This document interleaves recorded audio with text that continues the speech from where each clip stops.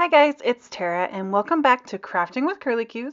Today I'm going to be doing some coloring on Kraft with my Prismacolors using the adorable Fall Mice stamp set from Gerda Steiner Designs. So how stinking cute is this stamp set? I don't know about you guys, but I am like super jazzed for fall, Halloween, all this stuff. Like my most favorite stamping images always come out during this time of year. So I have a Kraft card base. This is some My Favorite Things Kraft cardstock. I am going to be stamping a little scene, doing some simple masking. I'm using some full adhesive Post-it notes for my masking, and I'm using Simon Says Stamp Intense Black ink for my stamping. So I started with the little heart, and I masked it off because I want this little mouse to look like he's holding the little heart, because the sentiment says sending love and blessings. So I wanted him to be holding the little love that he's sending. And then I'm just going to continue using all the really fun little fall elements that come in this stamp set to create a really sweet little fall time scene here. So let's just address the ridiculous haziness of this video. I apologize, you guys. I can't decide if it was the lighting or if maybe I smudged the back of my camera with my finger and there's like fingerprint on it. I don't know what the deal is, but I filmed this entire video, like over an hour of coloring, and then I go to watch the footage and I'm like, oh my goodness, what the heck is happening? So let's just pretend that it's like a fancy filter and that it was intentional. And I promise that I will double check things like this in the future because I don't know what the heck happened here. It could have just been, I just don't know. I was filming it at like a funky time of day, like it was kind of dusky outside. I don't know. I don't know what happened here, but you can definitely see that there's a little bit of a film happening. It's a little hazy, so we'll just pretend that's not there and move on. So, anywho, back to the card. I'm doing all kinds of stamping. One thing that did happen that I was a little bit bummed about that I didn't mean to do, but kind of by accident, I kind of made the little mouse guy, like he's kind of floating in midair. Like all the vegetables are kind of on the same plane. And then the mouse is like way up there. So, I mean, I don't know what the heck I was thinking. I think I was trying to, I don't like when things are all just in a straight line because that's not realistic to me. Like in real life, everything, some things are kind of behind and they look a little higher up. Like, so I was trying to go for that and I just wasn't really paying attention and I ended up with the mouse like floating in space. So I think that when I get done, it's okay. Like, it's not ideal, but it's fine. But again, it's crafting, it's handmade, it's supposed to be fun. So those are the kind of details I try not to get super stuck on. Like, I had a split second of like, should I re-stamp this just to make it not quite so awkward? And then I was like, you know what? No, I did a whole bunch of masking. I really like the placement of everything else. Like, I'm just going to leave it. And I did. And I thought that was, it's fine. It turned out great. And I'm super happy with it. So I am doing one of my absolute favorite coloring techniques here today. This is Prismacolor colored pencils on Kraft cardstock. And it's one of my all-time favorites.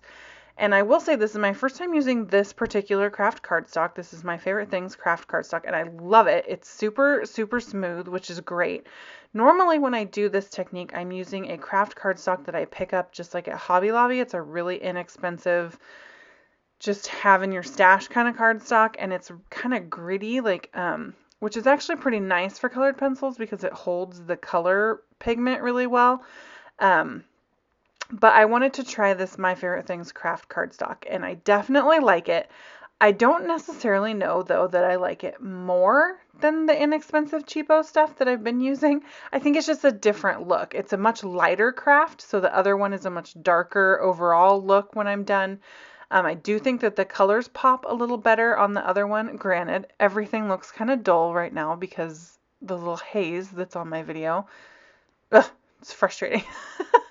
Anyway, but the point that I'm trying to make here is that you can try this technique with all different kinds of Kraft cardstock, and I think that it would be pretty on just like any color cardstock. Like I think for fall, like if you use like maybe a deep red cardstock or something and did some Prismacolor coloring on it, that would be really pretty. Like I've done some Prismacolor coloring with like my white pencil on top of like some blue cardstock, and that was really fun. So Prismacolors have a really thick pigment. They're a wax-based colored pencil, and so the pigment goes on really thick and opaque, and that makes it really great for coloring on colored cardstocks because it covers up the color of the cardstock really well, and that way the pigment from your colored pencil just like pops against that colored background. I just think it's really pretty, and this is absolutely one of my favorite techniques to do. And I think part of why I really love it is because when I color on plain white with my Prismacolors, I tend to use like the Gamsol baby oil technique and like blend it all together really nicely, which is gorgeous and I love it. But I also just really like just coloring with the color pencils and getting the desired look and shading with the pencils all by themselves. And so that's kind of how you have to do it on the colored cardstock. And so it's just a really fun way to practice your colored pencil shading, getting all those details in there. So anyway, this is just one of my favorite things to do, and it's just a lot of fun. So you can see, again, the lighting is completely messed up, and I apologize because there's way more shadow from my hands than I would care for there to be while I'm coloring this. And obviously right there, you can't even see what the heck I'm coloring, but I figured that out and got back in frame here real quick. But I don't know what was going on. At one point I had to stop and like turn my light on. Like I was that time of day, right? That when I started, I was using the natural light from the window, and then like as I kept going, it got darker and darker, and I had to turn the light on, so things get all funky. But anyway, I'm gonna stop fixating on it because you know what? I bet you guys aren't fixating on it. So why am I fixating on it? So anyway, so the best way, in my personal opinion, and I am certainly not an expert, I have not taken any classes in colored pencil coloring. Everything that I do, I've learned from watching other artists on YouTube. So definitely don't take my word for it if you are doing something that works better. But the way that I prefer to use my colored pencils is just with lots and lots of layering. So I have a really light hand. I'm making sure that all my pencils are super sharp when I'm coloring with them. And I start with a light color and I put down a base layer, and then I just start building color. So you can see that I'll put down a light layer of the color that I'm wanting, and then I'll come in with maybe like a medium tone. So you can see when I color this, I decided to make this like a squash. I wasn't sure what we were going for here. Like, is that an eggplant or like a gourd? I didn't know, but I wanted some yellow, so I decided to make this guy yellow. So I put a really light coat of just a really pale yellow over the whole thing, and then I kind of went in with my darkest shadows of that orange, and then used a mid-tone yellow to kind of go over all the, bring that shadow out a little bit, and then use my pale yellow to go back over. And if you don't like it, you just keep building. I mean, that's really like the best way to get the pigment, is just to keep building the pigment on top of the pigment. And it helps to have a paper that's a little bit gritty, because the grit or the bumps or the imperfections in your paper will hold on to that waxy pigment, and so it doesn't get super blended out. And you kind of want that. Like, it's contrary to what you'd think, right? Like, you'd think like, I want this really super blended, but it actually tends to build a little bit better if there's something for it to hold on to and it can't blend super well, which definitely goes against some of my like control freak tendencies, because I want to like blend the heck out of everything. That's definitely a problem that I have with like using watercolors. It's supposed to be, it's really pretty when there's that kind of contrast between some of the color. Ugh, I have a heck of a time. I just want to blend it all out so there's no lines anywhere. And I love some people are able to do that even with Copics. Like, you can see the really harsh, not harsh because harsh sounds like a harsh word, but it's not harsh, it's just distinct. You can see the very distinctive shadowing lines, and it looks so cool, and I just can't do it. I have to blend it like all the way. I don't know what my problem is. I'm working on it. I'm in like Over Blenders Anonymous. I'm just a blender. I can't stop. So anyway, I decided to color the little heart that he's holding the same red as the apple. I felt like I got a good little color balance here, and that's not something that I usually like pay a lot of attention to, but it just kind of happened by accident. Like, the orange pumpkins on both sides, and then you got the corn and the squash, and then the heart and the apple. We got lots of good color going on. So now the only thing I have left to color is Little Mr. Mouse, and I was having a hard time deciding what color to color him. At first I was going to try to make him white, but I always have trouble doing the shadows when I'm doing white on Kraft, just because you have to use the white pencil. So that was getting too complicated for my brain. So I went with these, I believe these are the French gray colors. I have the big ginormo set of Prismacolors because I'm a collector. I have to have it all. And there's like 3 or 4 different gray tones. There's like cool grays and warm grays and neutral grays, and then there's like these French grays, and the French grays are almost more of a brown tone. Like they're definitely gray, but there's definitely more browns in them than in the other tones.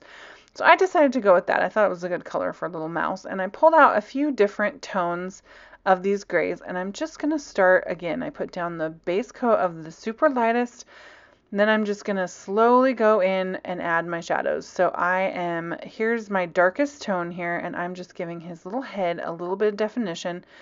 I'm never quite sure what to do with these critters that have like that big space in between their head and their ears. Like, I always try to make it look like their head is like round, but I don't know how well that comes off. So hopefully that's coming across here, that he's got a little round head. It'll kind of come together as I keep going back with the shadowing. But again, you can see that I am just going to come in over and over and over and over with the same exact colors. Like I am just going to beat this just into the ground with the layers. It's truly just the best way to do it. And I've tried other ways, and I have to really resist the urge to press really hard sometimes, but pressing hard just leaves more of the waxy pigment on the paper.